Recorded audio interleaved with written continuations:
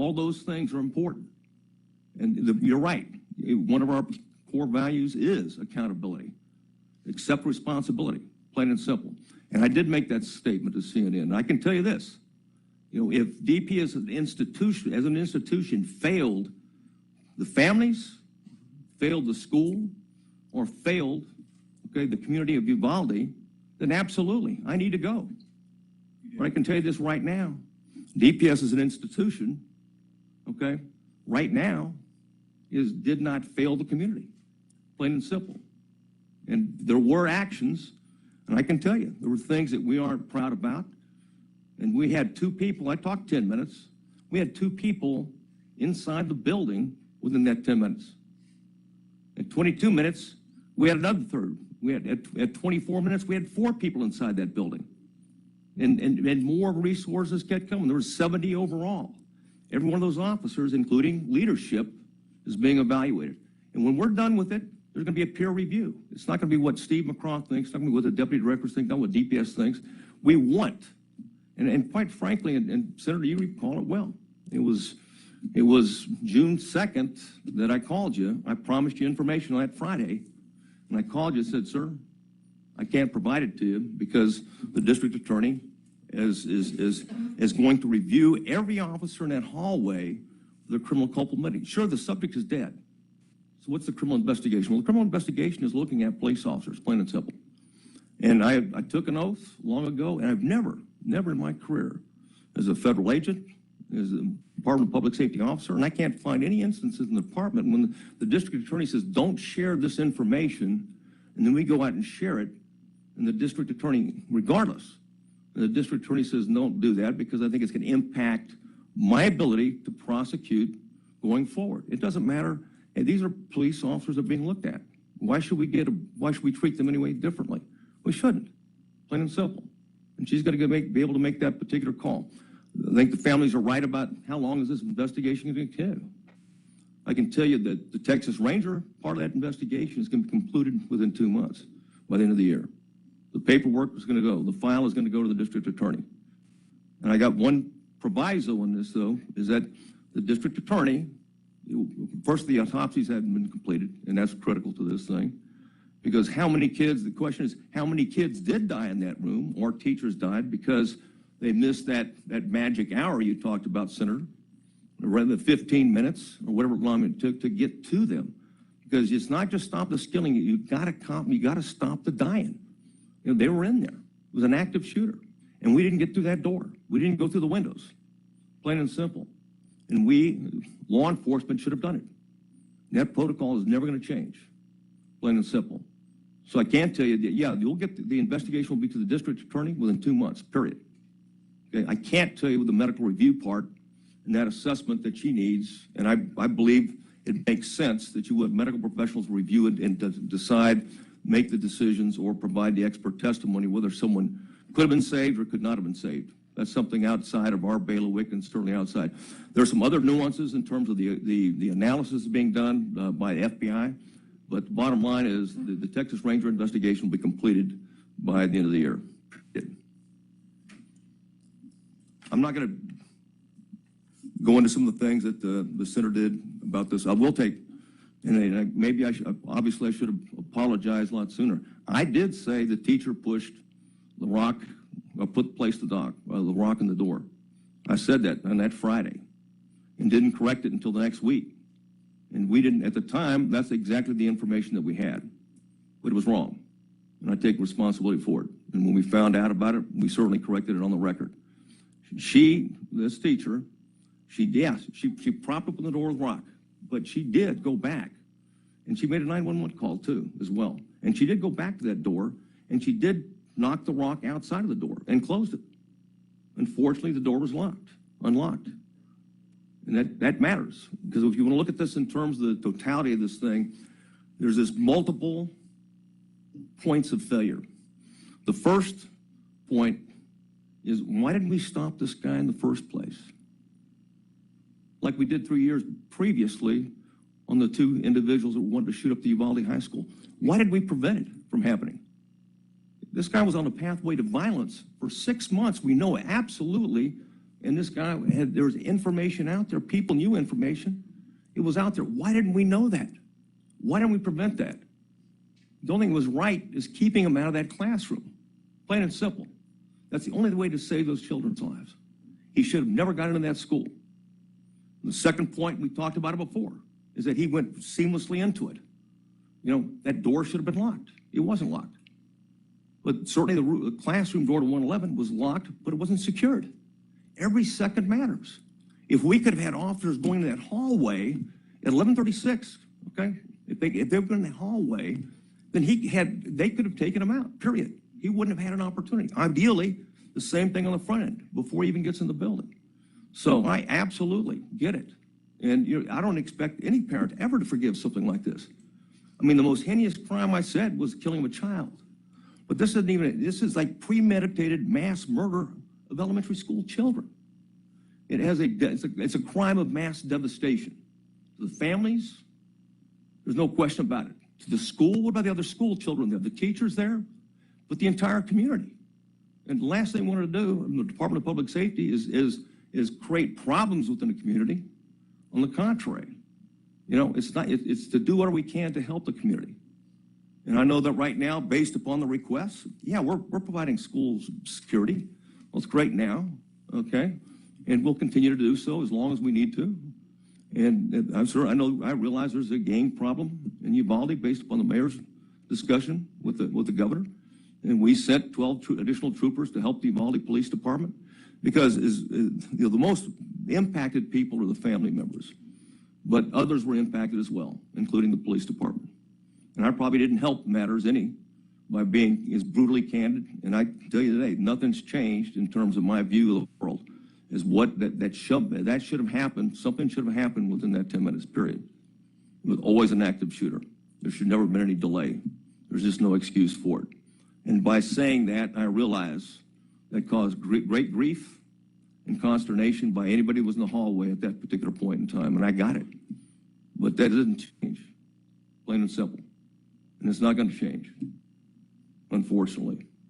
So, at the end of the day, this is an absolute tragedy, and we'll do what we can to support the community and continue to do it.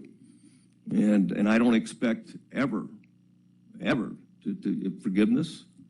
I don't expect anything at all except what you feel right now. And Senator, we had a great relationship at one time. I hate that it was this destroyed it. You've done much for the state. You've done much for the Department of Public Safety, our men and women, plain and simple. And I'll always be grateful to you for that. But at the same point, when the district attorney asks me not to talk to somebody or provide information, I'm going to abide by that, period. I can tell you this, from the department, when I talk to our troops, I meet with them. I meet with them in service. We talk about this thing. We talk about doctrine. How can we change this? For the Department of Public Safety standpoint, going forward, and this has been made clear long ago, there's no such thing as a barricaded subject, plain and simple. When you go into a school, there's an active shooter in a school, he remains one period until the individual's terminated. That's the end of it. And you continue to move forward until that's it. So there's no reason for delay or wait in that regard. Troopers, Rangers, and special agents with DPS are now empowered to move forward and act, plain and simple. And if we ever get such a tragic situation again where there's delay, unnecessary delay, that's fine, okay? Other things, okay, training with schools, all the things, try to get better so we as a team can support our local partners and can respond better. We'll continue to do so. And that's our obligation as a state agency is to always to improve. But I'm not going to sit here and say that the Department of Public Safety is without fault, but we're not. I'm not going to say that, plain and simple. I made it very clear that we're going to evaluate every officer. We're going to do process, and we had a review panel. Every one of the officers have been reviewed. Will continue to be reviewed. If we find any reason that they didn't meet DPS standards or violated the active shooter protocol, they're being investigated by the Office of Inspector General, reports to the Public Safety Commission, and that's Inspector General Philip Ayala. And I've got great confidence in him in terms of conducting these investigations.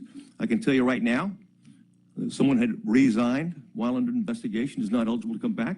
Someone is under the termination process right now. And there's more, you know, to look at. There's other officers to look at, and we'll continue to look at them.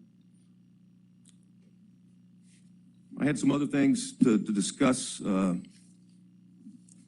Chairman and Commissioners, but I want to be very clear is that the most important thing is I'd rather even allow the family members to respond. I know it's not usually, but I think that, you know, they're so important. This is what it's about today, is if in lieu of, you know, usually closing out in terms of talking points, I'd like to give them an opportunity, or the senator, to respond. Would any of the family members like to respond?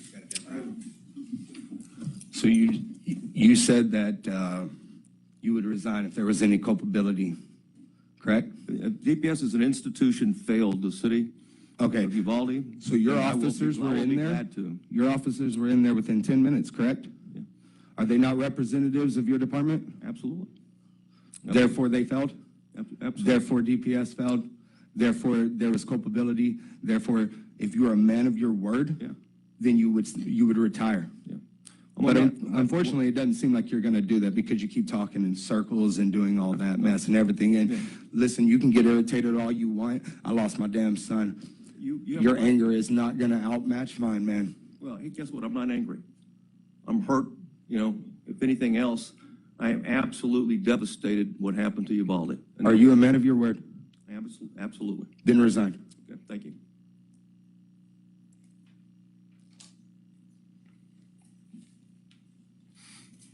I just have a few questions for you. Multiple failures, law enforcement. Yeah. Of all the failures, you failed to mention that they had the courage, that didn't have the courage to go in there. One shooter, 91 of your officers, including other law enforcement agencies. Why didn't they go in there? He should have been terminated within 10 minutes. Right. Period. Plain and simple. What were they afraid of, sir? You know, everyone is, like I said, everyone's being evaluated. What is the #1 weapon that is being used for mass shootings all over America? And you all know it. Mm-hmm. And we choose not to do anything about it. So if we keep doing the same thing, Mr. McGraw, and expect a different result, it's insanity. Yes, sir. Now, we need to, as a community, as a state, as a public agency, to speak out and do something, because do you not think that it's going to happen again? I'm afraid it is. It is. I'm afraid it is. And your law enforcement officers, and I've spoken to the Chief of Police Association, Jimmy Perdue, they don't want these weapons on our streets for citizens to use. We failed to raise the age to 21. The governor will not do it. Can you put pressure on him to do it, or do you want your officers to stop somebody someday and get torn to pieces like our children did? Because that's what happened. You saw the video, right? Absolutely. You saw it. Absolutely. Our children, your children should not have to go through that. Your grandchildren, our families should not have to go through that. I'll leave it with that, but I think that if we don't do anything about it, it will happen again. Why? Because it's happened before. Yes, sir. Thank you. Yes, sir. Thank you. I'm sorry for your loss.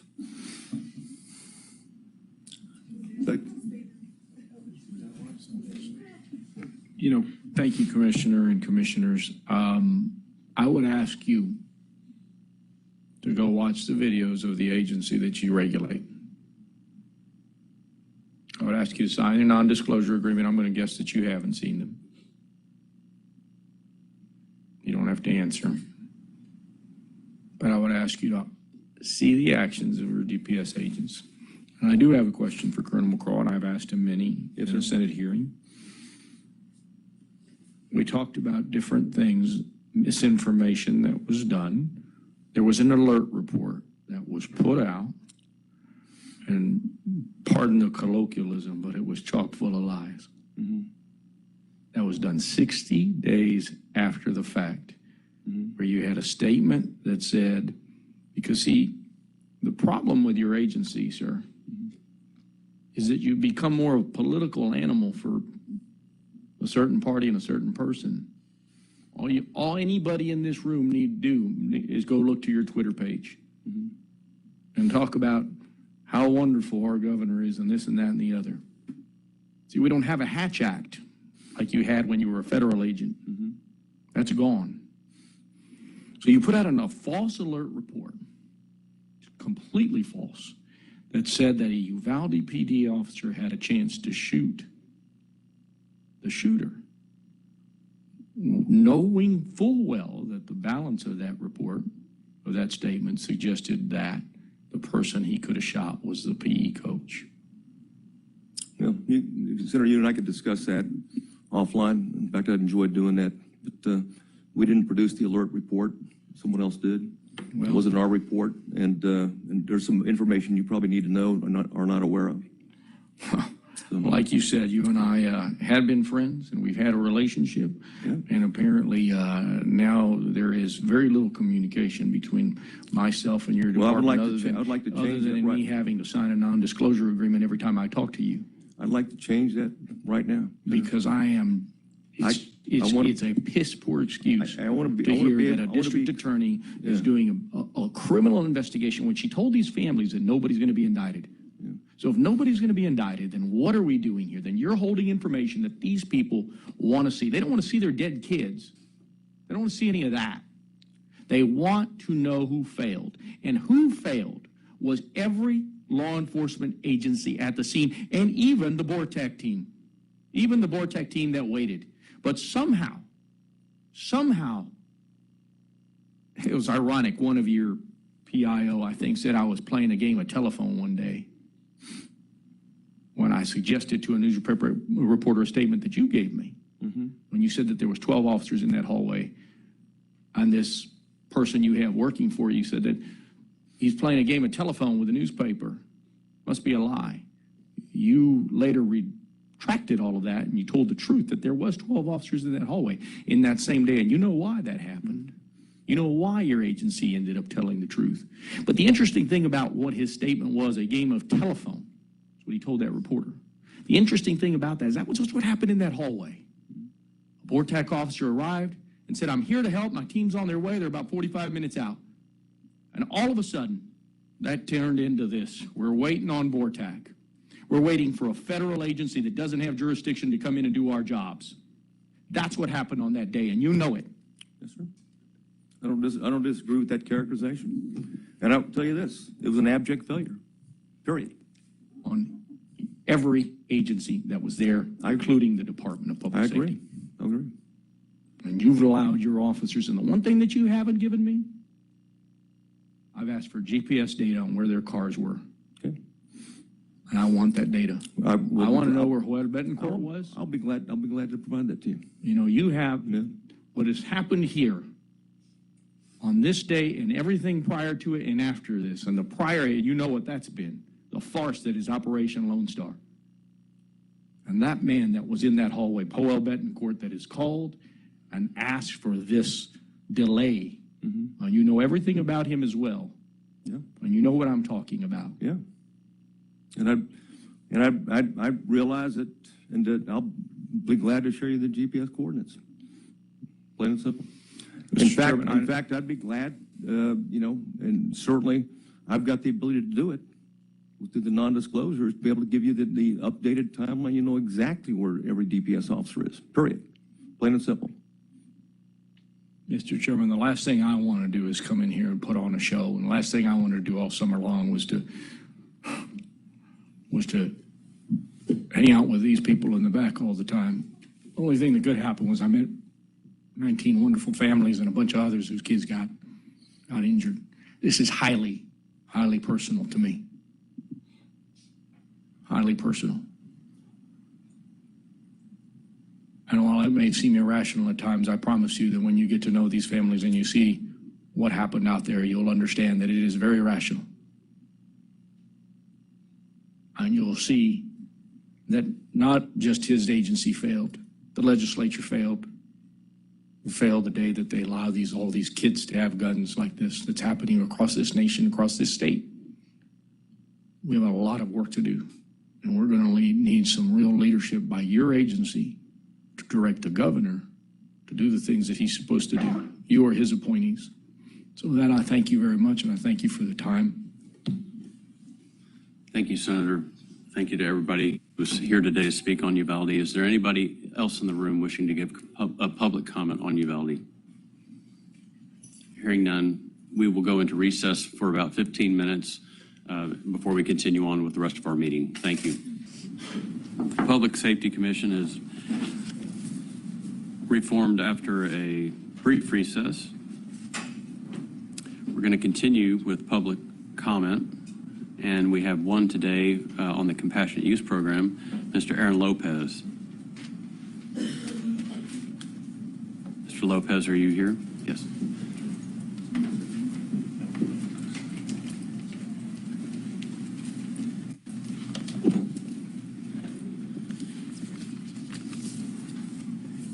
Good morning. I just want to recognize commissioners. I understand and I recognize the somberness of the situation. And you had an agenda item, and we'd like to go ahead and address that. I'm here to speak on the medical cannabis program. My name is Aaron. Go ahead. I'm sorry. Can you pull the microphone up a little Yep. bit? Thank you. Does that sound a little better? Okay, Yes. perfect. Thank you. Good morning. My name is Aaron Lopez. Thank you, commissioners, for the opportunity to come and speak with you. I represent Blue Bonnet, a Texas-based group that is interested in partaking in the Texas medical cannabis market.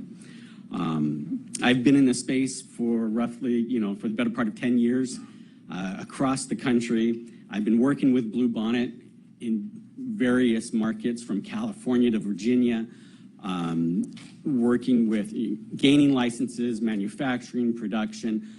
We've seen success in many states in the fragmented market that is the cannabis space. Every state is different.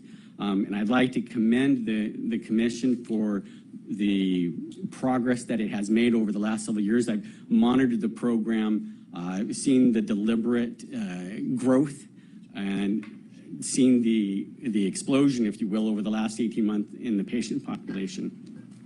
I do want to ask a question on what does the commission see as a success for the market and for Texas? Is it based on patient access? If it's just on patient access, we could see one company that could open up, in this market, open up 100,000 square feet with, small little overnight storage facilities across the state that could meet, get a product to a single patient.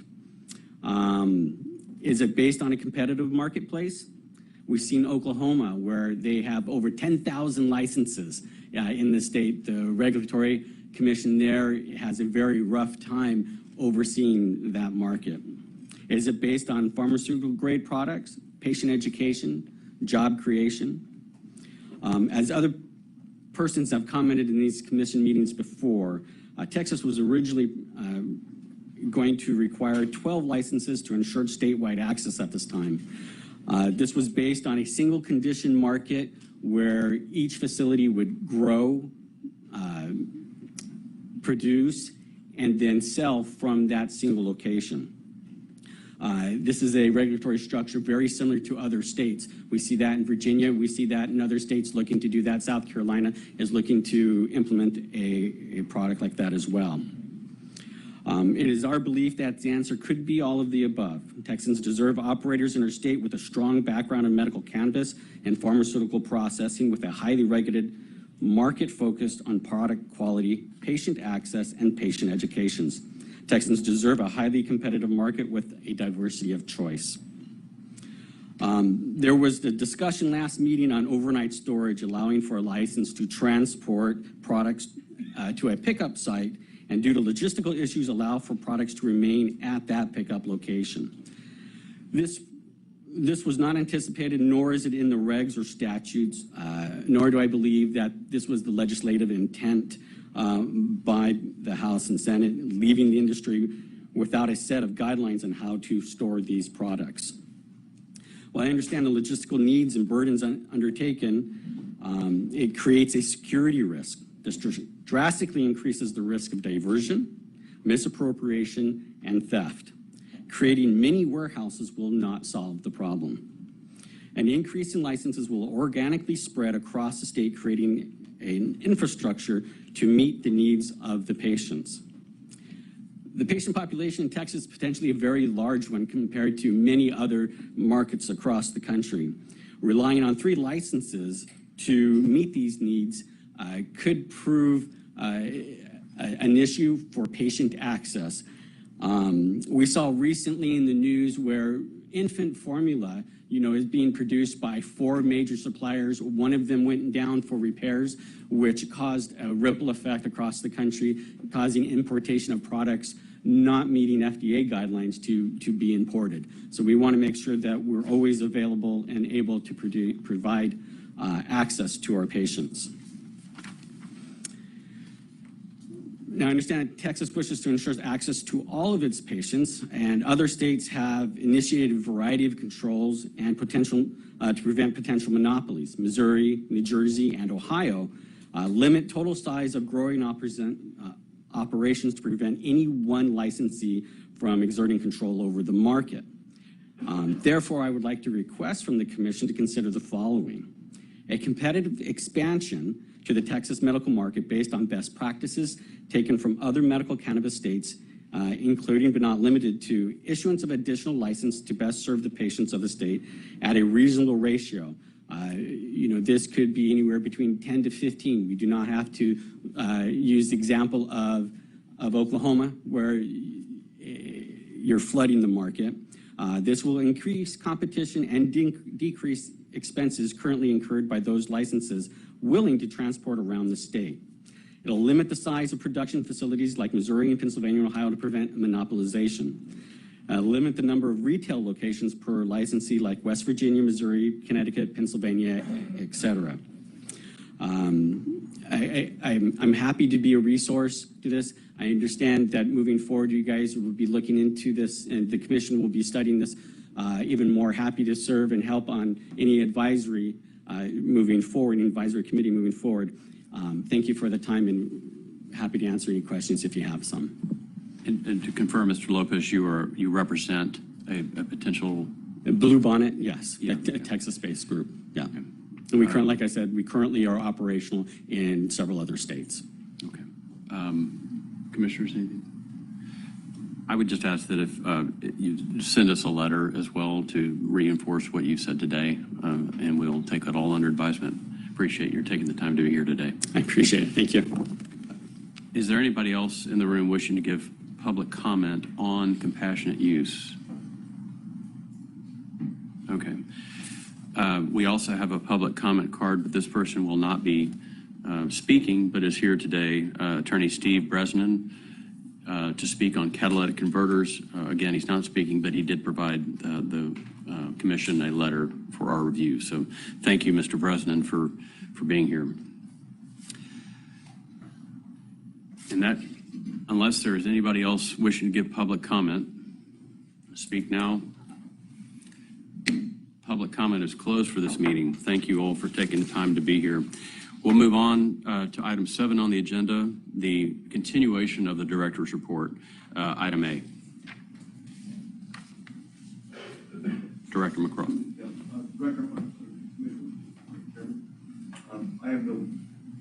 I have no additional information at this point in time. This is on the case update. Oh, do we have that prepared to go?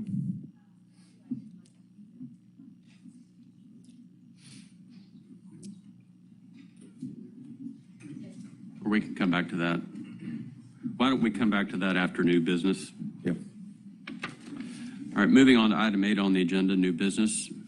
Update discussion regarding the Texas Ranger Bicentennial. I believe Russell Molina is not here today. Is that correct?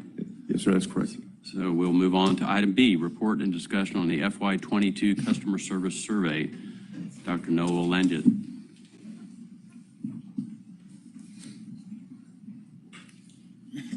Good morning. Hey, good morning. Oh, there it is. Great. Good morning. My name's Noel Landit. I work and teach down the road a little bit at the University of Texas at Austin. We are the research institute that does customer service evaluation for the agency. Just as a brief overview, we've been doing this since 2000, since the state passed the Texas Customer Service Standards Act back in 1999. And we look at customer service from the perspective of what drives service at driver's license offices. And so we look at time and process and staff and trust and fairness and overall. And we've been measuring that consistently, and the agency scores pretty well on that. So we continue to do that survey. We also are always looking at the appointment system to see how well the appointment system works at driver's license office. There's a big no-show rate at driver's license office, so we do a special survey trying to get a better evaluation on that. And when I was here last time, or a couple times ago, we talked about doing some focused interviews, and we completed those, so I have some more information about that.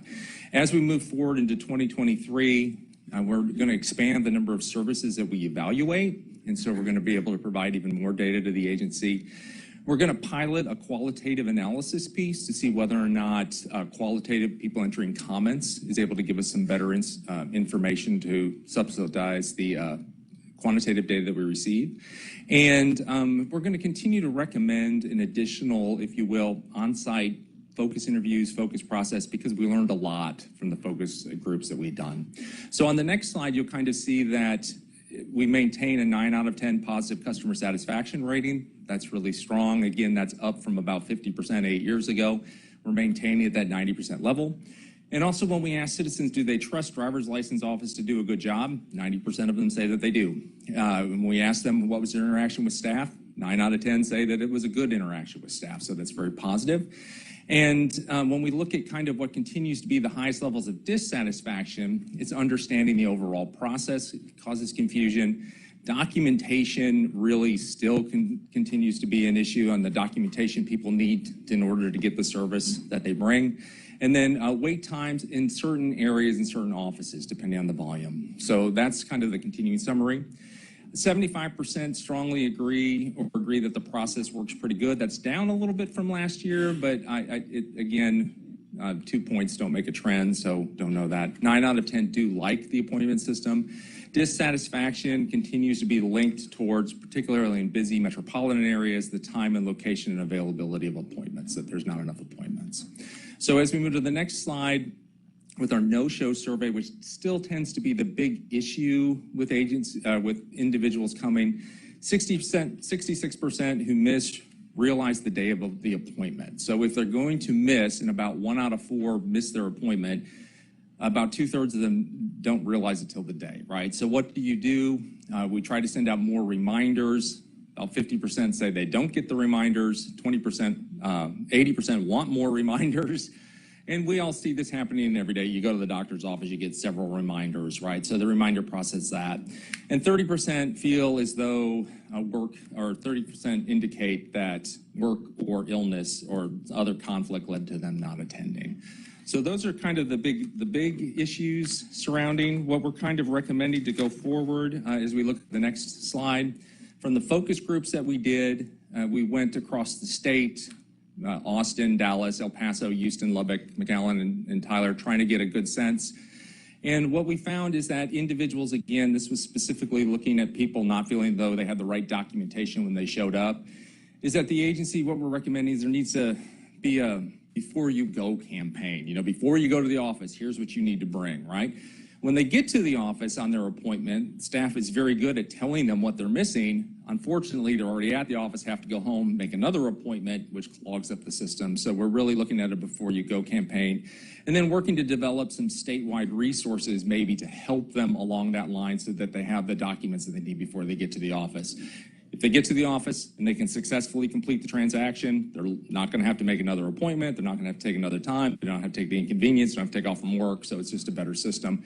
And kind of what we're recommending is probably go out in the field a little more and find out what resources are available from the various offices that are being successful, looking for best practices and bringing that back for the whole agency. So overall, customer service continues to be strong. There's still some areas for improvement, and we're actively working to try to help out in that area.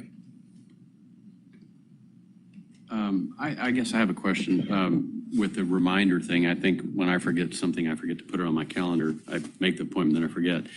And oftentimes getting some sort of for people who are using email actively, getting or a text from the agency as soon as the appointment is made to accept a calendar item, that automatically populates to their calendar. I would think that would be something that we should consider to the extent technology would allow it. And to commissioners, and if Dorothy, you have any comments on that? I think that's going to be kind of our next steps, is really outlining what those things would be along that line. Certainly multiple reminders would be helpful. You do have a large percentage still of customers that someone else made the appointment for them because they didn't have the technology to do it. So there needs to be multiple ways to do it.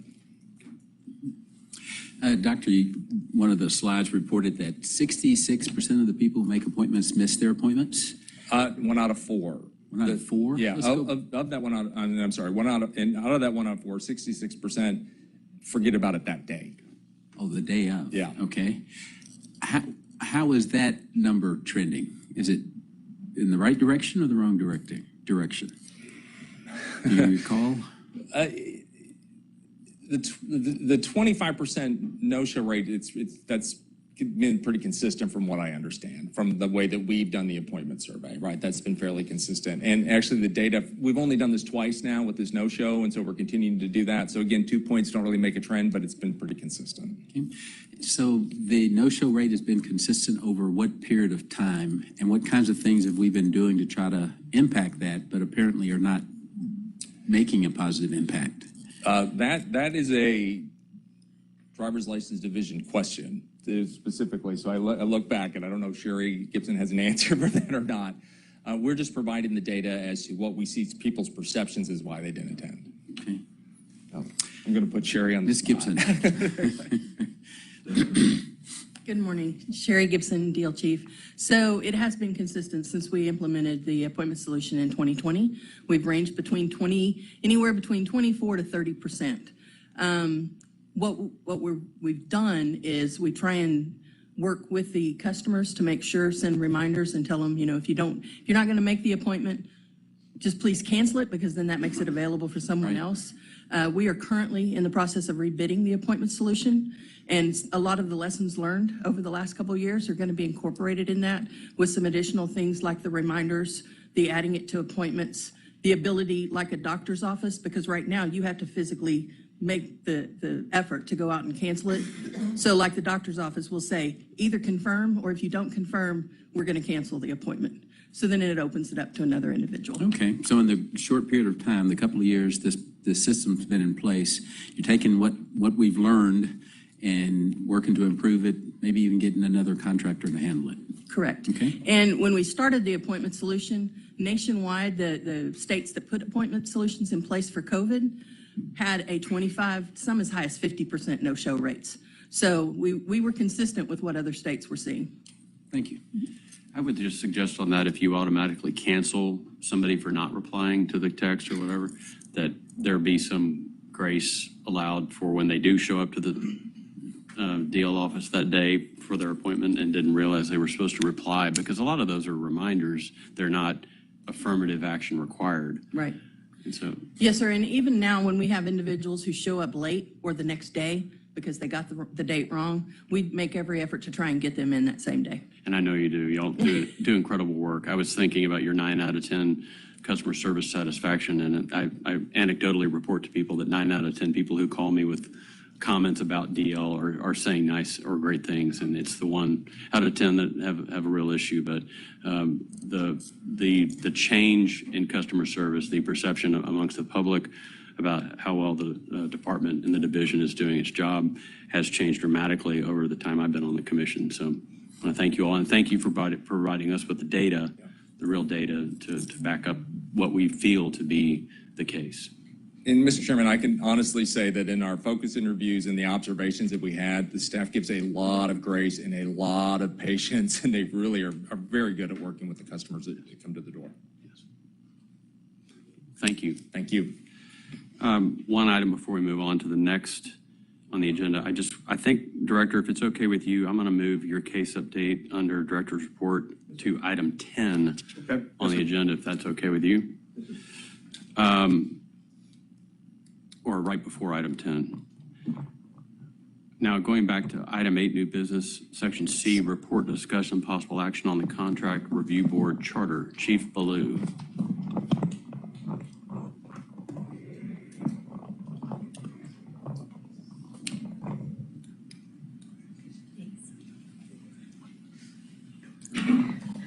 Good morning, Chairman, Commissioners. Jessica Ballou, Chief of Infrastructure Operations.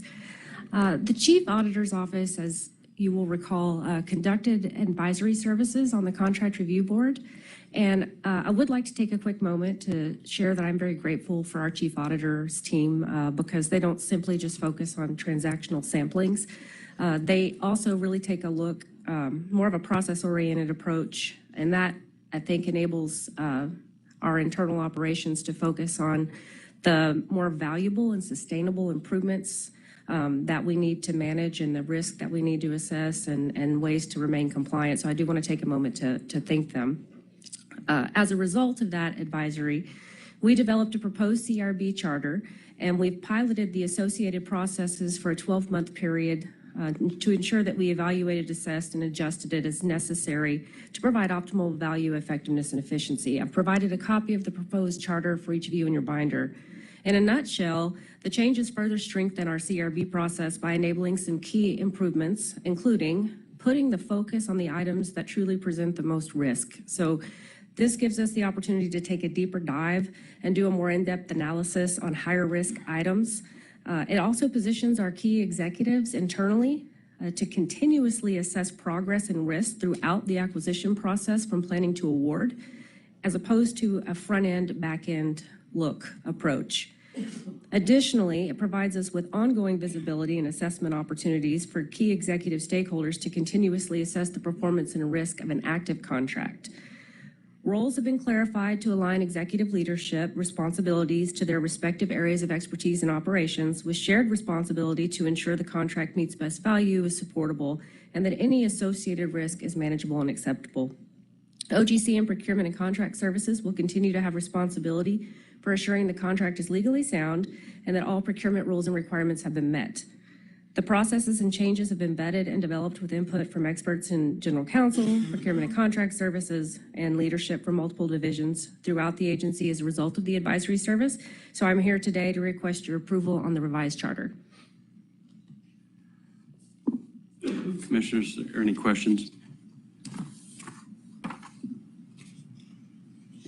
If not, I would entertain a motion to approve the revised charter of the Contract Review Board. And I second the motion. We have a motion from Commissioner Stodgill and a second from Commissioner Wainwright to approve under Section 8 new business item C, the new charter of the Contract Review Board. Is there any further discussion? Hearing none, all in favor say aye. Aye. All opposed, same sign. Motion passes. Thank you, Chief. And you are on the next item as well, which is item D, report, discussion, possible action on the transfer of certain state property from the Department of Public Safety to the City of Eagle Pass. Yes, sir. Jessica Ballou, Chief of Infrastructure Operations, for the record. DPS received funding for a new facility in Eagle Pass from the 86th session, and House Bill 4667, a copy of which is placed in your binder, directs the Public Safety Commission to transfer the vacated Eagle Pass property to the City of Eagle Pass. All DPS services have relocated to the new facility. A ground opening was held in August. Closeout activities such as surplus property transfers are complete, so we are now officially ready to complete the transition to the city. So I'm here today to request your approval to transfer that ownership. Any questions, Commissioners? Just explain to us, and you may have mentioned this previously, the purpose and exactly what's been transferred. So we previously had a DPS office that was located at 32 Foster Maldonado Boulevard in Eagle Pass. And as a result of some funding that we were provided through the 86th legislative session, we were able to build a build-to-suit lease office in Eagle Pass to give us newer office with more space. And so our DPS employees and assets have moved from that existing or original property at Foster Maldonado Boulevard to the new office location. So it's vacated by DPS. And the legislative intent was that the city could take ownership and leverage that property. Right. And I do recall now that you mentioned it, the funding for the new facility. Thank you. Yes, sir. I'd entertain a motion on this item. I so move, Mr. Chairman. Second. We have a motion from Commissioner Wainwright and a second from Commissioner Stodgill to approve the transfer of certain state property from the Department of Public Safety to the City of Eagle Pass. Is there any further discussion? Hearing none, all in favor say aye. Aye. All opposed, same sign. Motion passes. Thank you, Chief Ballou. Item 8, under new business, Section E, the final determination of contested cases for consideration and possible action on proposals for decision, and I will turn that over to General Counsel Adkins. Phil Atkins, General Counsel. We have 4 contested cases coming to you for a final decision today. The first one, the department denied the application of Christopher J. Bennett for a non-commissioned security guard license. The applicant is required to register as a sex offender, and that is an automatic disqualifier for a non-commissioned security guard license under the Occupations Code. SOA held a hearing. The administrative law judge upheld the department's decision to deny the application. Second contested case coming before you today, the department suspended Tryon Livingston's commissioned and non-commissioned security guard licenses based on Class A misdemeanor charges of burglary of vehicles. That charge is on the list of disqualifying crimes for a security guard license. Hearing was held before the State Office of Administrative Hearings, and the administrative law judge upheld the suspension of the department by the department.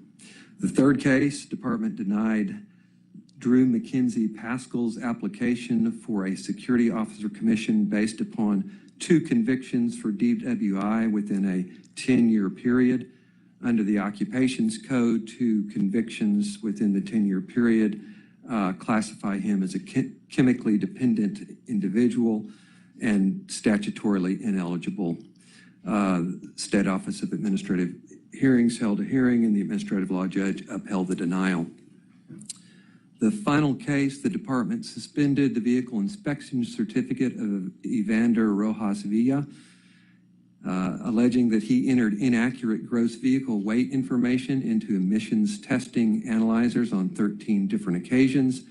A hearing was held, and the administrative law judge upheld the suspension by the department. I would request that the commission adopt the proposal for decision issued by the State Office of Administrative Hearings for each of the 4 contested cases on the docket, on the agenda today. I'll suggest we take these all together unless the commission wants to pull anyone out in particular. Okay. And I'd entertain a motion then. Mr. Chairman, I move that we adopt the proposal for decision on all 4 cases. I second.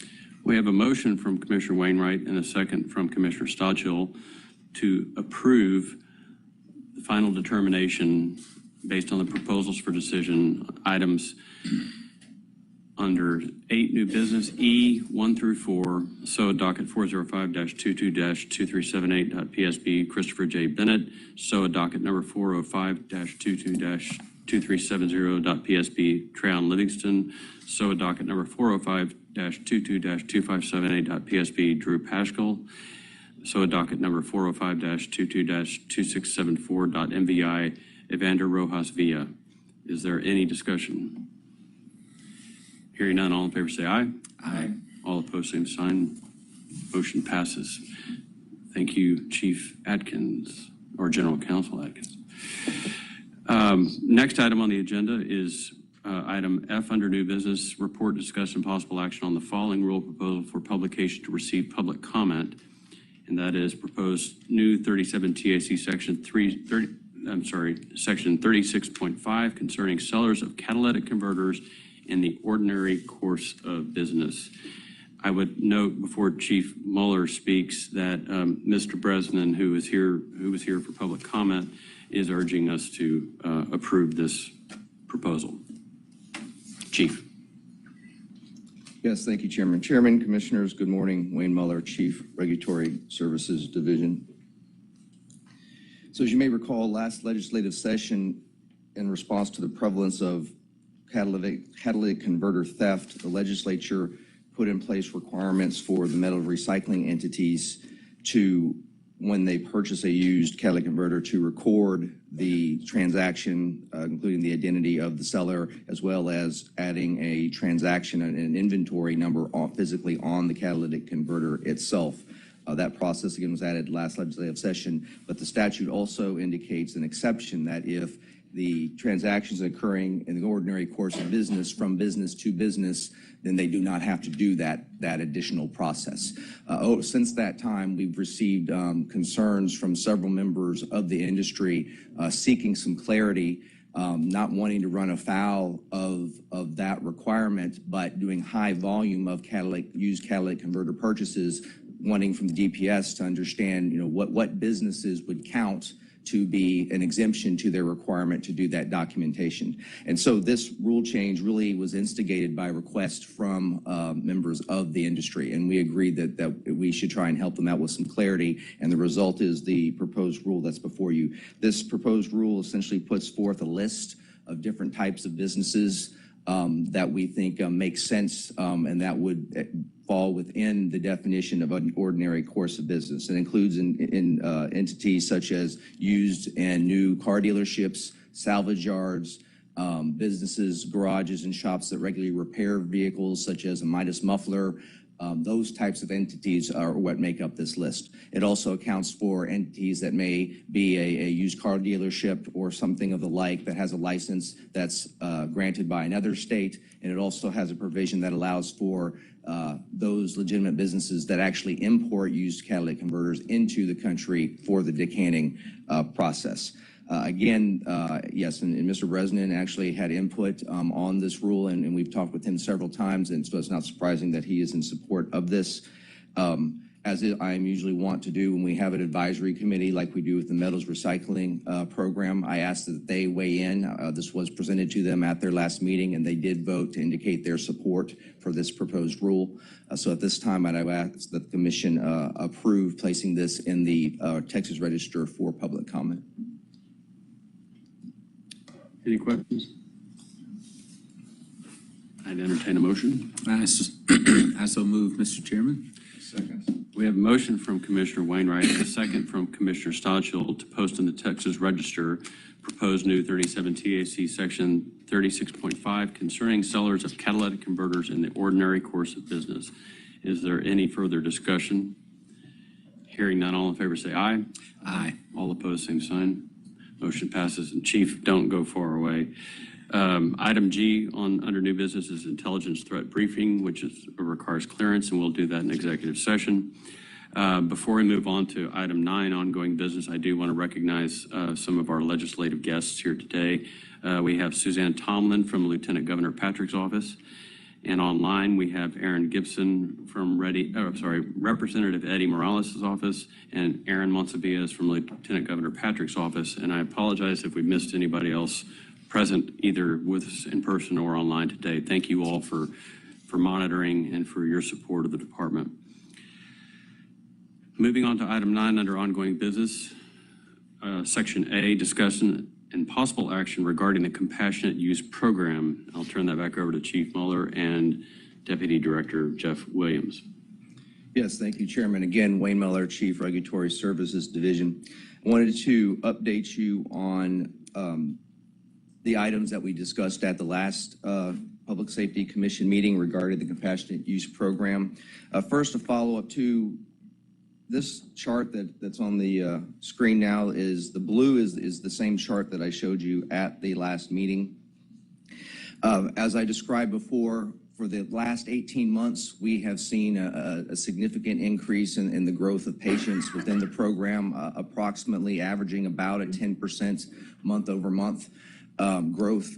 with the acknowledgement that the numbers were so low to begin with that 10% was not necessarily difficult to get to, but it was about a 10% average. And so taking an admittedly aggressive projection outward to the next 18 months, that's what got us to potentially 145,000 or so patients in the program as we approach the end of 2023, December of 2023. The update here is then, as a comparator, the orange lines show that just since the last commission meeting, what we actually saw as far as patient growth for the month of August, month of September, and for the first 2 weeks of October. So as you can see, it does not quite match that more aggressive approach, or excuse me, aggressive model that we put forth. But as I also mentioned at the last commission meeting, a more conservative approach of looking at more maybe of a flat number of, say, an average of 2,500 new patients per month still gets us to approaching 100,000 patients in the program somewhere around the summer of 2024. And what we're seeing with the actual, at least in the small snippet of time of the last 2.5 months, that is still holding true.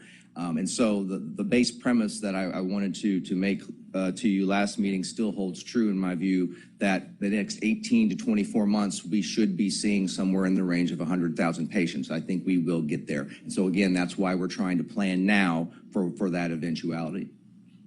I also mentioned at the last commission meeting that I want to try and describe going forward the activity and the growth in the program a little bit more robustly than just using that lifetime patient count.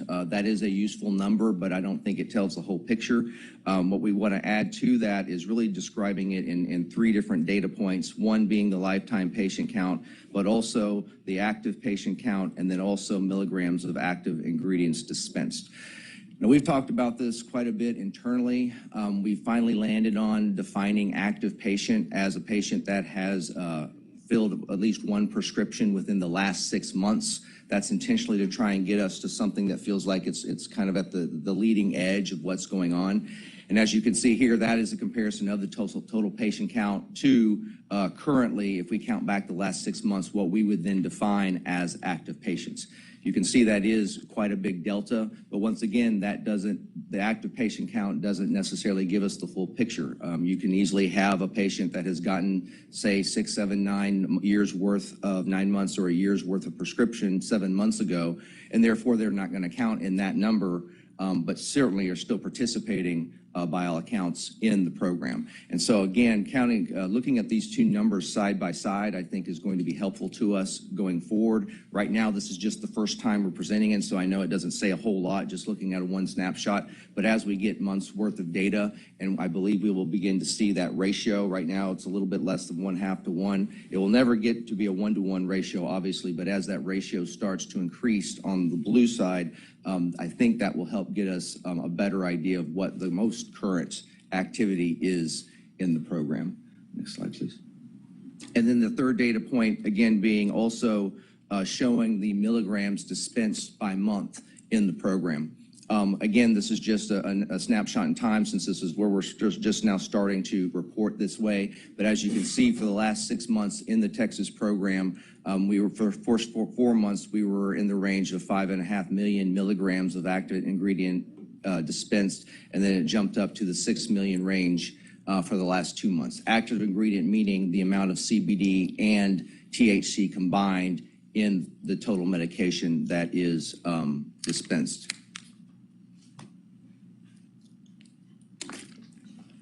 And again, recognizing this is just a snapshot in time that doesn't necessarily give you a whole lot of context, I just wanted to describe a comparison to you just for an attempt at some context, comparing to, say, the state of Florida program, which started about the same time. I believe they started 1 year prior to the Texas program. Now, that program is apples to oranges. They do not have any statutory conditions limitation, anything that a physician feels an ailment that medicinal marijuana could help a patient in Florida, they can prescribe for. They also have 2 different categories of low THC and then a no THC cap type of situation. So it is a little bit different, but nonetheless, to try and give you some form of context, compared to the Texas program dispensing 6.1 million milligrams for the month of September, In the state of Florida, they dispensed shy of 230 million milligrams in just the first week of October alone. Now, again, that is them coming out of 22 different dispensing organizations compared to only our 3 licensees, and that is to serve 756,000 qualified patients in the state of Florida. Again, very different, but I wanted to give you some context of where we are right now and just beginning to grow compared to potentially what it could look like somewhere downstream. Chief, how do you explain the jump between July and August of this year in the total milligrams dispensed? I cannot, sir. I don't know. I don't have an in-the-weeds answer for you on that. We can go back and do a little bit of digging and see if there was a little bit of a specific spurt of additional patients, or it may have just been a coming together of patients filled prescriptions at a moment in time. But I don't have a specific answer for you, sir. I'm sorry. Okay. Can you find that out for us? Yes, sir. Thank you.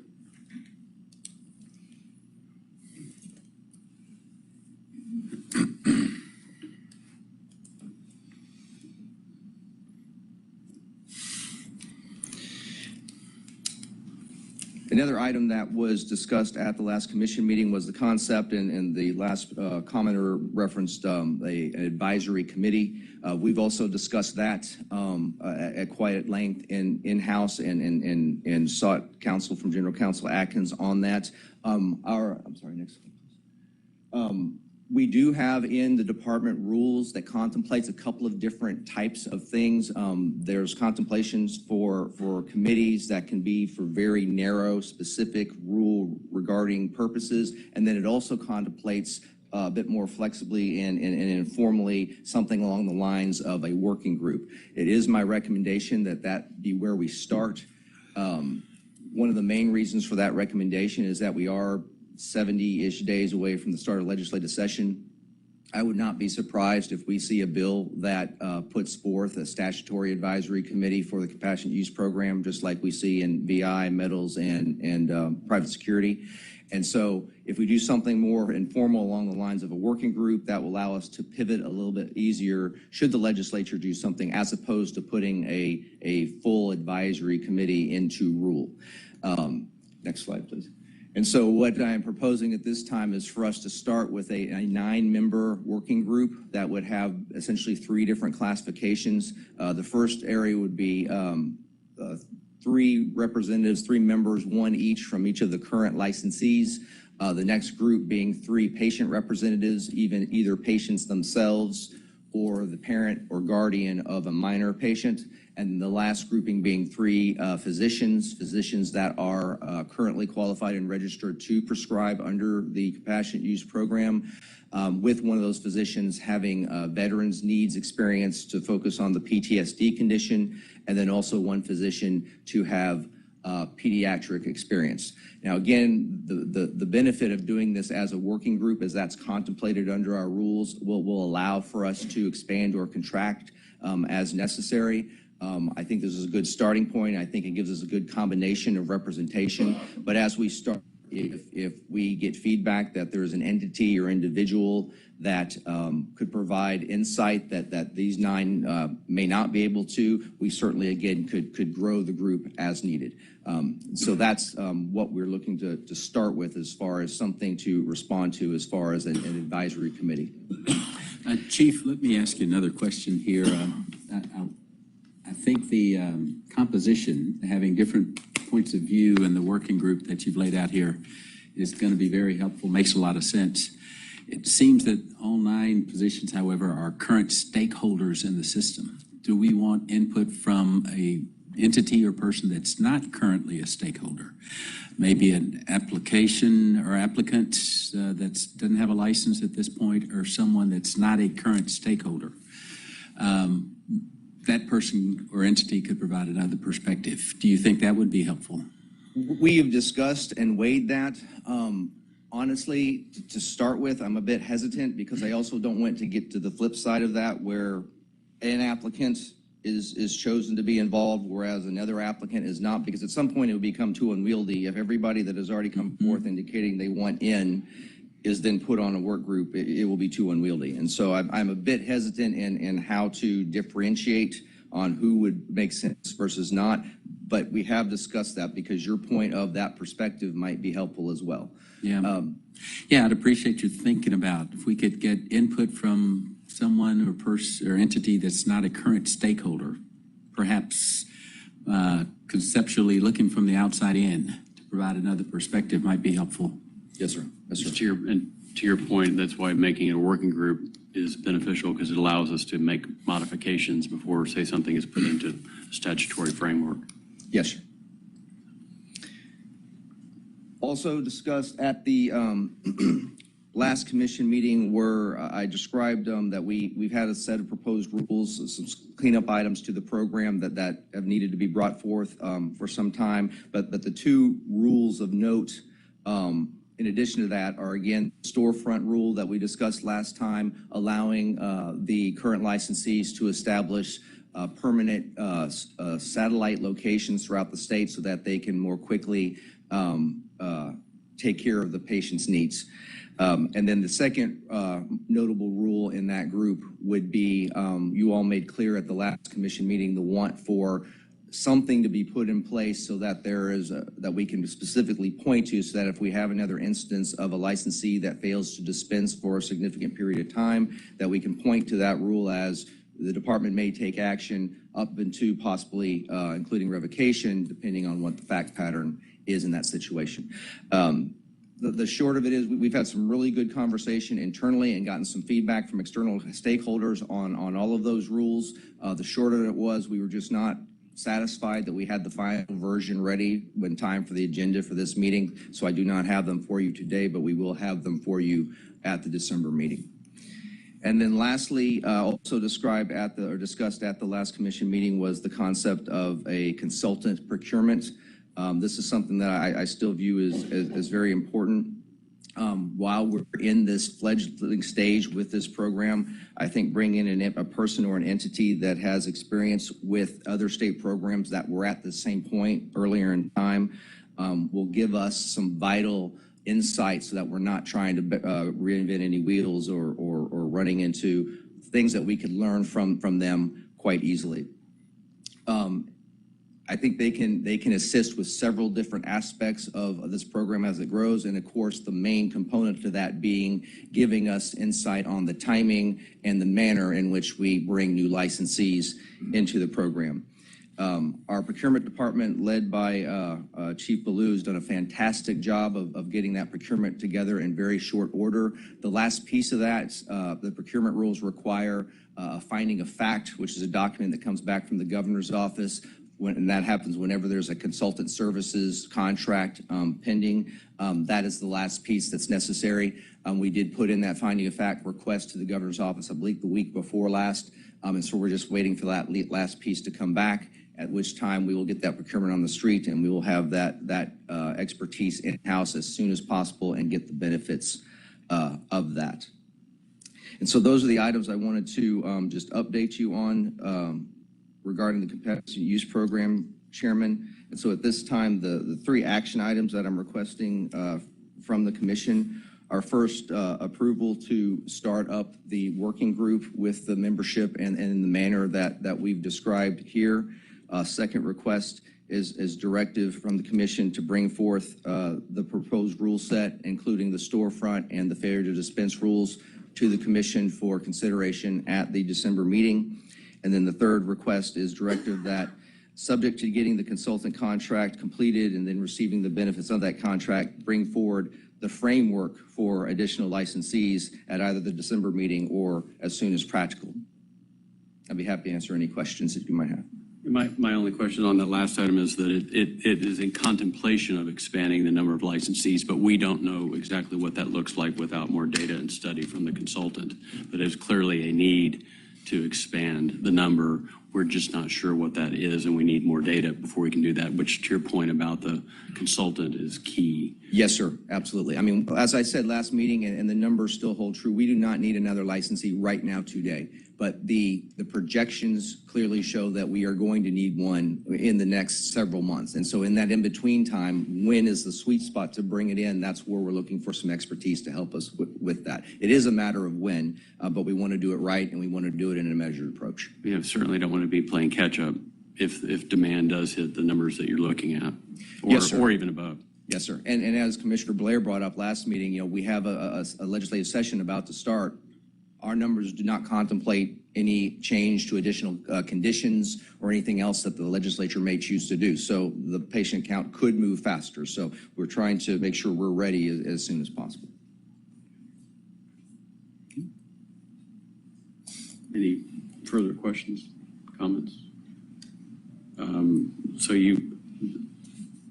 The action items, so would you go over the action items one more time? Sure, just so sure. clear? The first item being approval to move forward with the working group as I've described it on the slide. Mm-hmm.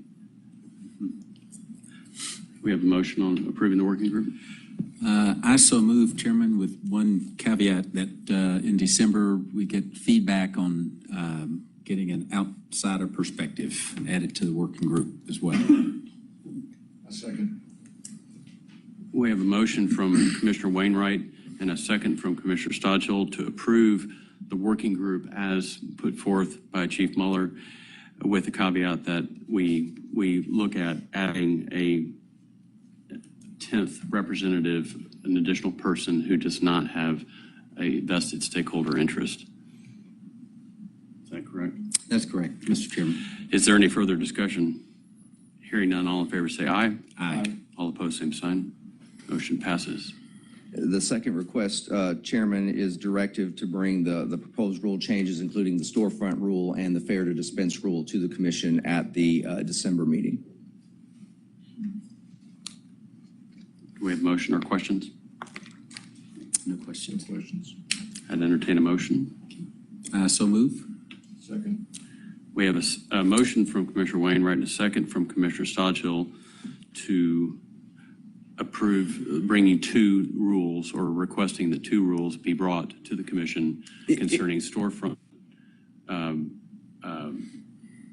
location, storefront or what I call satellite offices, and what was the second one? It's the storefront and the fair to dispense. And I apologize, Chairman, just to be clear, those are the two marquee ones, but there are several other cleanup rules that'll be there too. I don't have the exact count, but it's probably 6 or 8-ish. Yeah, and we'll get the next bite at that apple anyway at the next commission meeting. So we'll just to approve the modifications to rules that you've proposed today.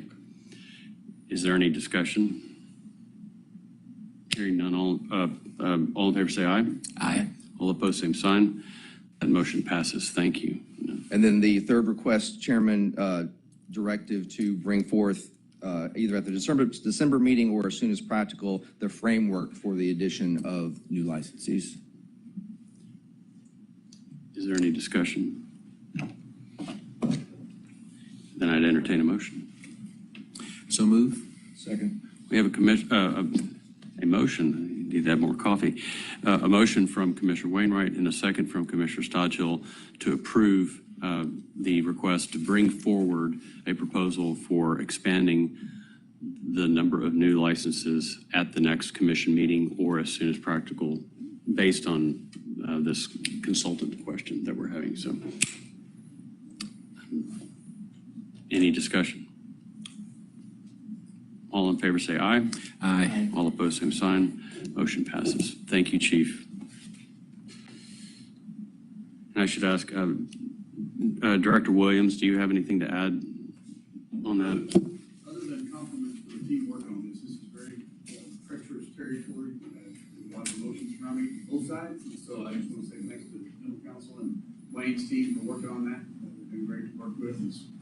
As you know, there's a lot of pieces to this. It sounds very simple, but it's not. So Yeah, and I just want to thank all the people who have been working around on this issue, not just people within the department, but people from the legislature, from the governor's office, as well as interested stakeholders in their valuable and helpful information that they've provided for us. We very much appreciate it and value your participation as we try to improve this program. So thank you. We'll move on to item B under section 9, ongoing business, report, discussion, possible action on the adoption of the following previously published rules. The first three will go to Chief Sherry Gibson from driver's license. Good morning. Sherry Gibson, Driver License Division. We had 3 rules posted in the Texas Register. Section 15.58 related to changes in the Medical Advisory Board recommendations. Section 15.181 regarding the eligibility for an election identification certificate. And Section 16.5 regarding Texas CDL vision waiver requirements to come in compliance with federal regulations. All 3 rules were posted. There were no comments on any of the 3. So we are recommending the adoption of 37 tax sections 15.58, 15.181, and 16.5, items 9B1, 2, and 3 on the agenda. Any questions? One quick question. Chief Gibson, on tax section 15.58, their red line changes. What's the source of those? The source of those are to come in compliance with both Texas and federal regulations regarding the medical advisory review process. Okay, so that's you and your staff reviewing it and making sure that it was consistent with the statutory prerequisites? Correct, and also working with the Department of State Health Services. Okay. Who houses the Medical Advisory Board review.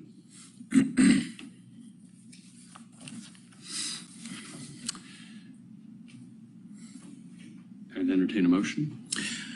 I so move. Second. We have a motion from Commissioner Wainwright and a second from Commissioner Stodgill to approve items 1 through 3 under section 9B of our agenda, proposed amendments to 37 TAC sections 15.58, 15.181, and 16.5. Is there any further discussion? Hearing none, all in favor say aye. Aye. All opposed, same sign. Motion passes. Thank you, Chief. Next 2 items on the agenda, items 4 and 5 under section B, go to Chief Alanis. Good morning, Chairman, Commissioners. Orlando Alanis, Chief Highway Patrol. Last public safety as well, I introduced you to 2 rule changes and asked to be entered into the Texas Register, which they were, and also did not receive any comments. They were TAC 37, sections 21.2 and 21.3.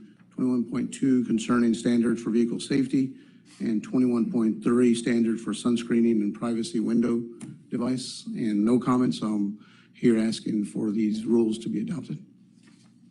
Commissioners, any questions? No questions. I'd entertain a motion. I so move. And I second. We have a second, I'm sorry, I got to get to the motion first. A motion from Commissioner Stodgill and a second from Commissioner Wainwright to approve all, so items 4 and 5 under section 9B, ongoing business, which are proposed amendments to the 37 TAC sections 21.2 and 21.3. Is there any further discussion? Hearing none, all in favor say aye. Aye. All opposed, same sign. Motion carries.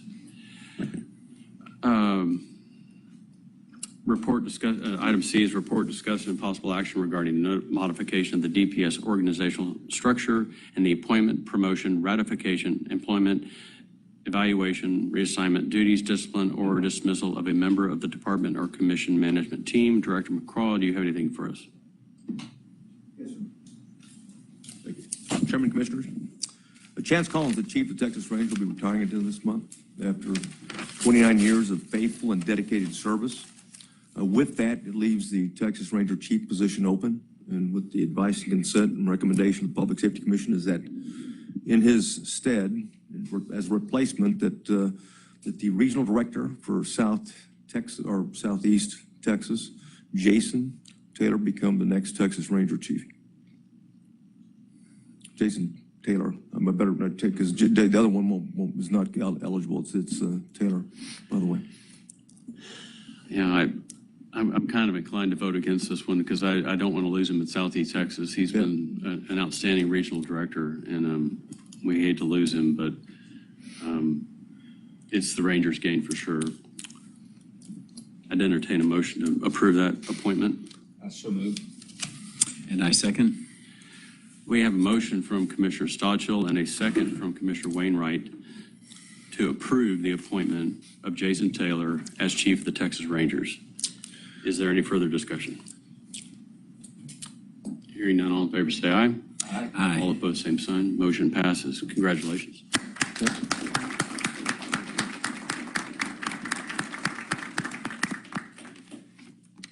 And with our new Ranger Chief, with that promotion, it leaves a vacancy in Southeast Texas, as you're well aware. And at this time, I would like to recommend the former, or the Assistant Chief of Criminal Investigative Division, Gerald Brown, become the next Regional Director of Southeast Texas.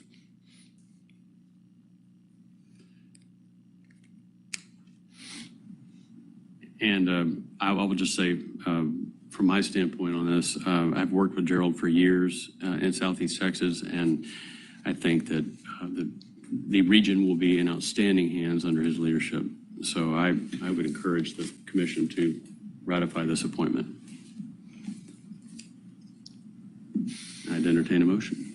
I so move, Chairman. Second. We have a motion from Commissioner Wainwright and a second from Commissioner Stodgill to approve the appointment of Gerald Brown as Regional Director for Southeast Texas. Is there any further discussion? Hearing none, all in favor say aye. Aye. All opposed, same sign. Motion passes. Congratulations.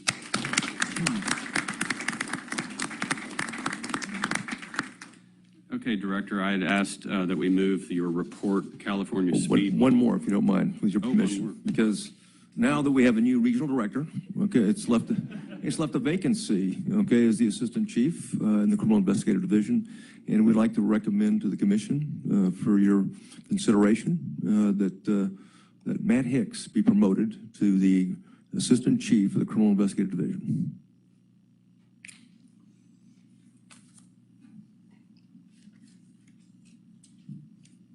I'd entertain a motion if there are no questions. I so move. And I second. We have a motion from Commissioner Stodgill and a second from Commissioner Wainwright to approve the appointment of Matt Hicks as Assistant Chief of the Criminal Investigations Division. Is there any further discussion? Hearing none, all in favor say aye. Aye. All opposed, same sign. Motion passes. Congratulations.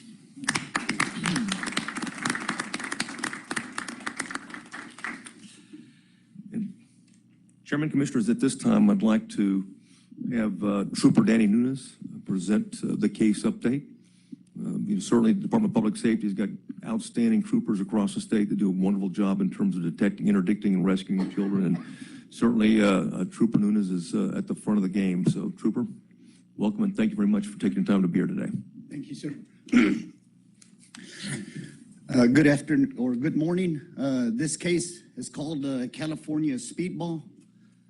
I'll give you, the speedball is a polydrug mixture of a stimulant, which in this case was cocaine, with an opiate of heroin that may be taken intravenously or by nasal insufflation, which means snorting.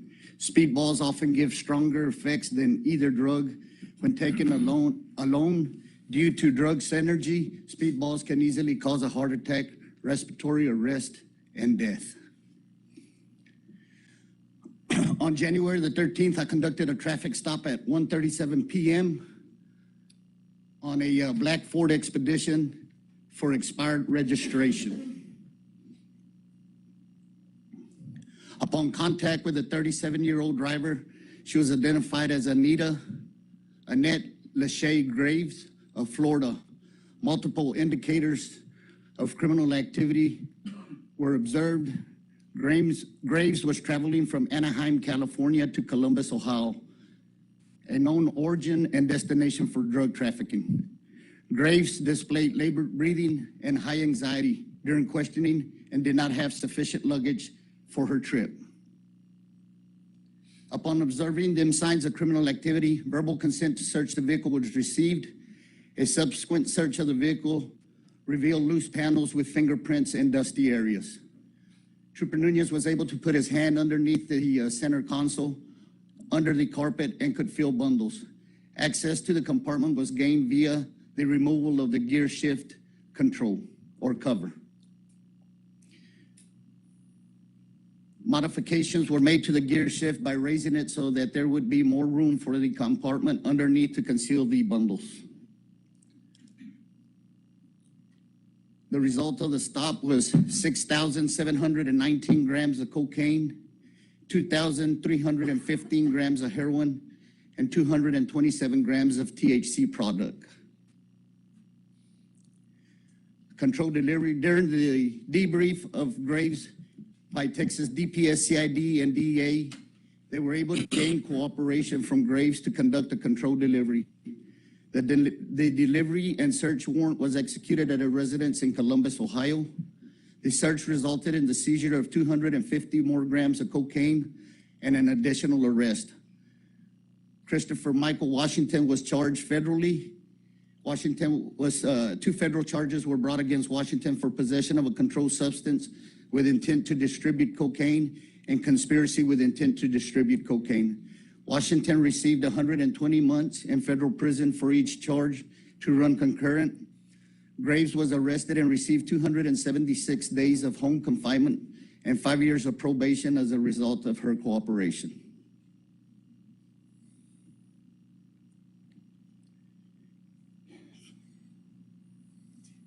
Yeah, that's it. Thank you, sir. Hey, appreciate it. Excellent job, great work, and all you do up there on the I-40 corridor. Commissioners, any questions? Good work. Great work. Thank you. Thank you. I'd like to tell the commission that I was that good back in 1977. I was never that good, okay? Nor could I be that good. That concludes the presentations. We're going to move on to section 10 of the agenda, reports. Are there any commission members wishing to give a report? Moving on to item B, Chief Whittington, any report from you today? Item C, Chief Auditor's Office, no report. And item D, Division Status Reports on Activities and Action. Any of the chiefs wishing to give a report today? Chief Ballou.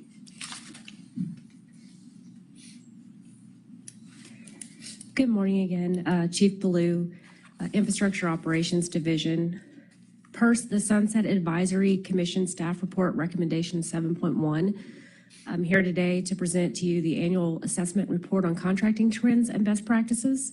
And before I turn this over to our Director of Procurement and Contract Services, Michael Parks, to present the report, I just want to assure you that the agency continues to comply with all requirements in Government and Administrative Code, State Contract Guide, and the requirements of our oversight agencies, as well as our internal policies. It is quite a challenge to balance meeting the mission, which requires us to respond swiftly to eliminating threats to public safety, while at the same time ensuring we comply with numerous procurement requirements. And because our agency doesn't have any exemptions despite its first responder mission, you know, it's a tightrope to try to meet the needs of the divisions to perform their operations while honoring all of those requirements. And I want to just thank our Procurement and Contract Services team for being able to seize opportunities to be more efficient and improve practices to meet both needs. With that, I'm going to turn it over to Director Michael Parks. Thank you, Chief. Michael Parks, Director of Procurement and Contracting Services. Procurement and Contracting Services is responsible for coordinating and managing the procurement and contracting activities for the agencies. Our efforts are focused on purchasing contracting activities in order to attain the best value for the agency, and while doing it under statutory requirements and also internal policies. Next slide, please. In FY22, we had several best practices. Three that I would like to highlight are the Contract Review Board and Executive Contract Review Board. As Chief Ballou presented earlier, we went through a process of revising the charter, revising the activities associated with it, and worked diligently to ensure that the agency's contracts have complete visibility once it's to the stage, complete visibility through executive management and through the commission to ensure that we're in compliance in purchasing best value for the state. The second item is we implemented a contract management system. The contract management system was acquired at the end of fiscal year 21, and in doing so, we went through the process of consolidating all the repositories, contracting repositories, and we put it into electronic application, and this electronic application is serving the agency well now. Next slide. Two items that I would like to focus on this slide is the agile procurement strategies. Procurement, again, follows statutory requirements in the process of acquiring goods and services. However, there's a little bit of latitude that can and should be used in acquiring these. And as Chief Ballou mentioned, a law enforcement agency, we have some special needs as far as purchasing that makes it challenging, and us needing to do things on a timely basis requires us to modify our procurement process. So we've implemented a lot of strategies that allows us the flexibility while still maintaining statutory requirements. The other item is we did a realignment within PNCS so that we could ensure that we meet division's needs on a more timely basis. One of the critical items that we put in place under this realignment is a compliance and quality control group. And this group reviews the procurement all the way through, completely through the contracting life cycle, again, to ensure complete compliance. Next slide. As an agency, we continuously push the utilization of historically underutilized business. As you can see by the stats here, we're above the state average in all areas with the exception of professional services. And we will continue to push for hub utilization.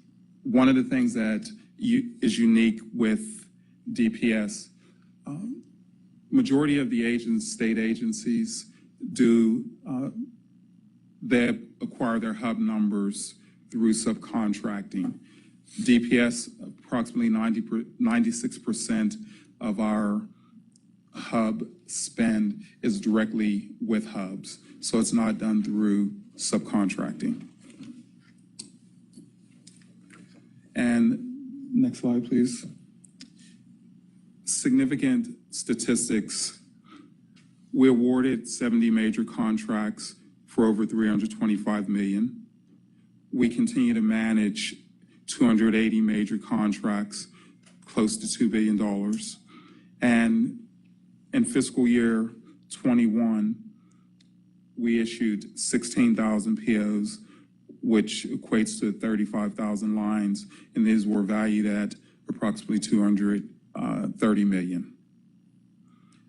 The emphasis here is that 99% of our purchases were done through a competitive process.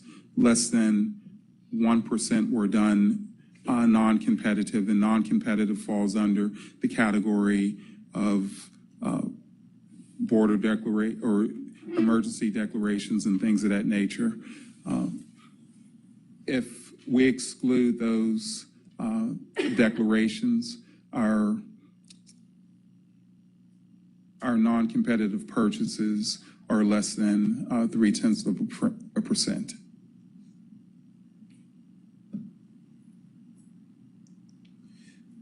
PNCS is committed to continuing to improve service delivery, ensuring ongoing compliance with all applicable requirements, and attain best value for the DPS in the state of Texas. There were a couple things I'd just like to expand on today.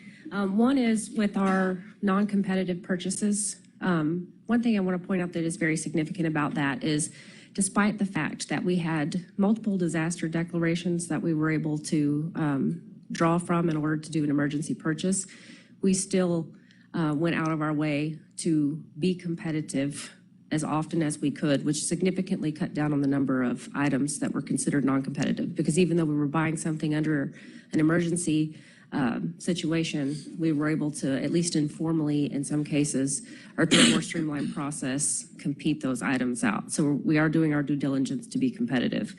The other thing that I would like to point out is if you go back to last year's report, and the full report is in your binder, you'll notice that, and it's probably something we need to include going forward, and we will, that the hub performance is significant because of the significant improvement in hub performance that we've seen as an agency during the last fiscal year. So I wanted to point that as well. And then last but not least, I want to ensure you that it was a very smart use of state funds to procure the contract management system that we are using today. We recently had an audit from the Comptroller of Public Accounts on a select sample of DPS contracts.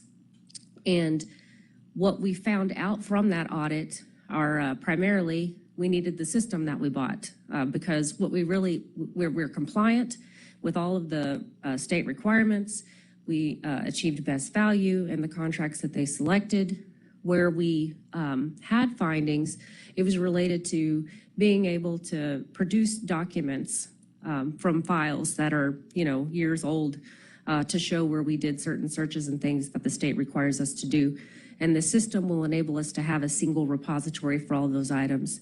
It also reinforced the opportunity for the state to update its central technology system for financials and purchases to see a lot of efficiency if they would automate some of those items and store them in the database itself, as opposed to having multiple purchases across multiple agencies for multiple purchases that those agencies just keep, screenshot after screenshot after screenshot and have to store it so they can come back in an audit later to demonstrate that they followed those steps.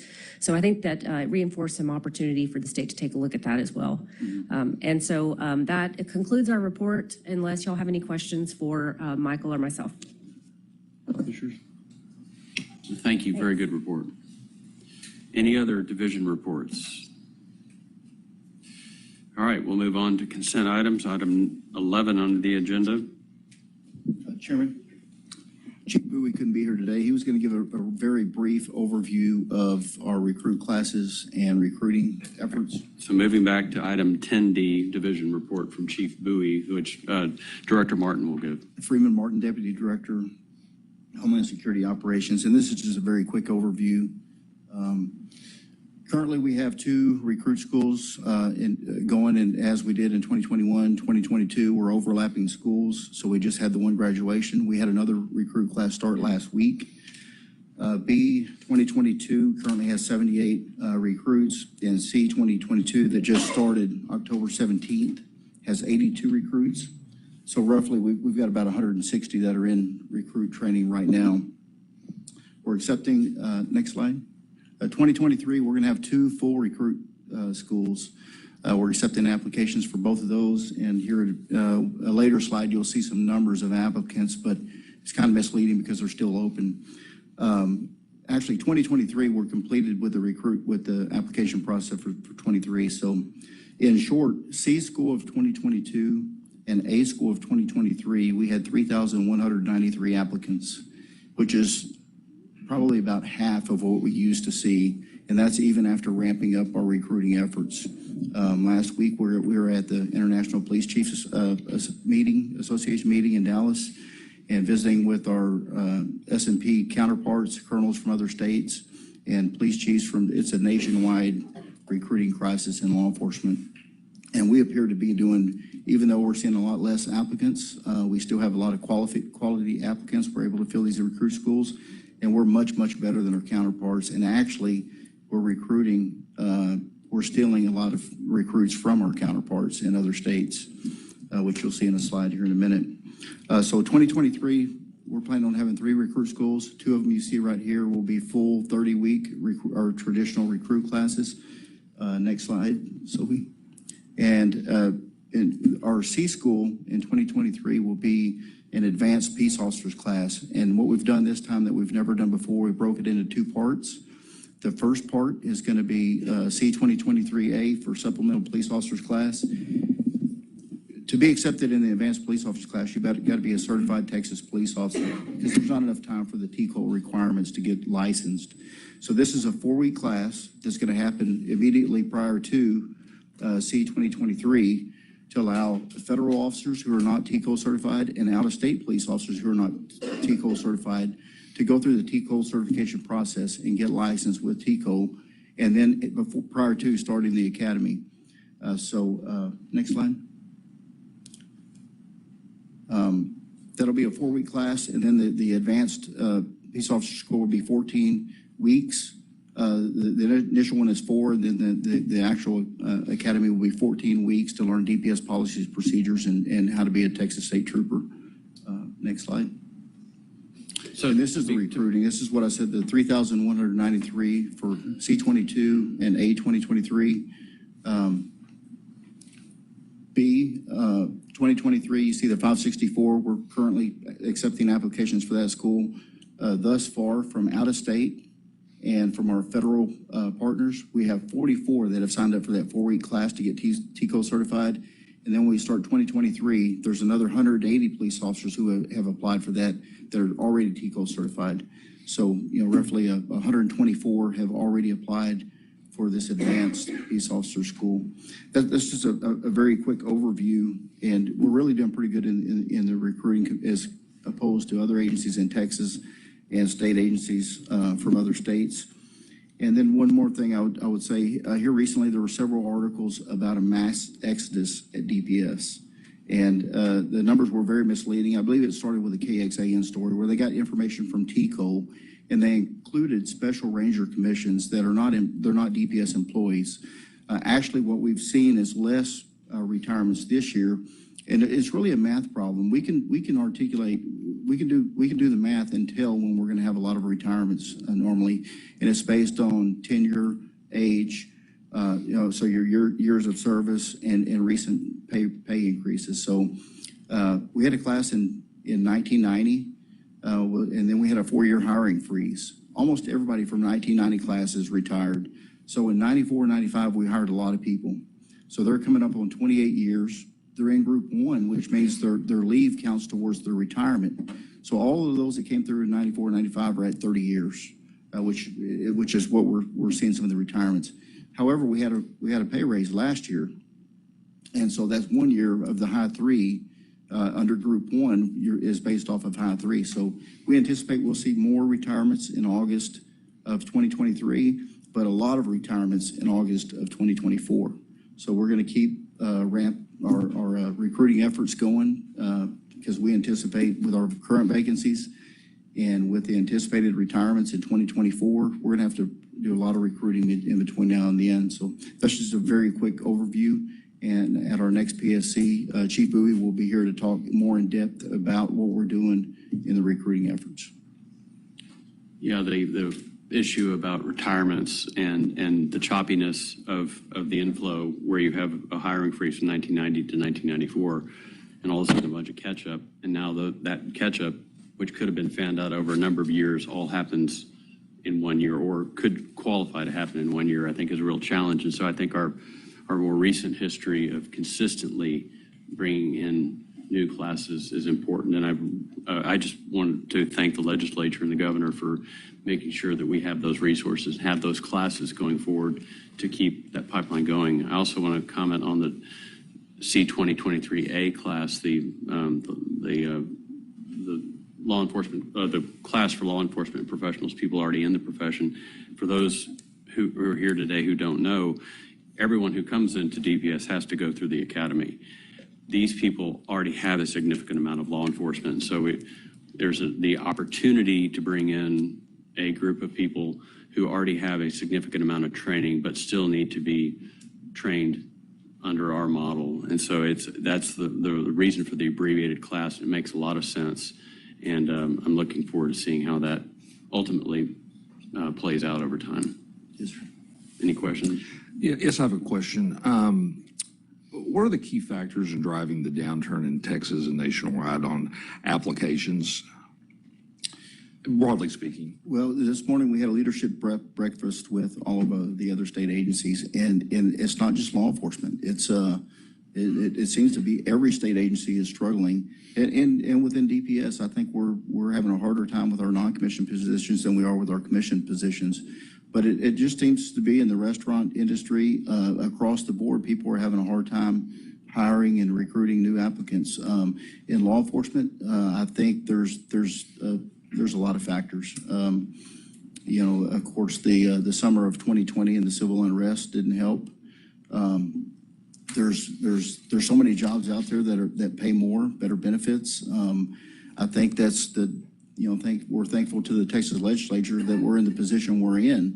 When you look at law enforcement agencies in Texas, I talked to several police chiefs and sheriffs here recently where they post 5 vacancies at a sheriff's department and they get 1 applicant. I